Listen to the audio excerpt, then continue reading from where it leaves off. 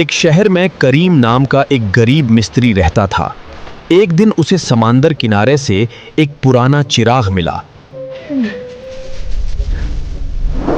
मैं इस चिराग से बंधा हूँ, जो तू कहेगा वो पूरा करूंगा। मेरे घर में रोटी और पैसा हमेशा रहे। मेरे माँ बाप की सेहत कभी ना खराब हो।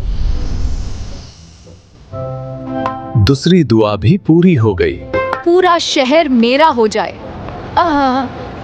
जो लालच करे उसकी ख्वाहिश उसके खिलाफ हो जाती है।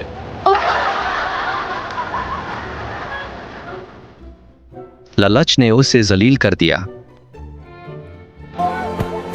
सिर्फ 2 दुआओं में ही बरकत थी, खुश रहना। करीम समझ गया कि असली दौलत उसके माँ बाप और रोजी रोटी की बरकत है।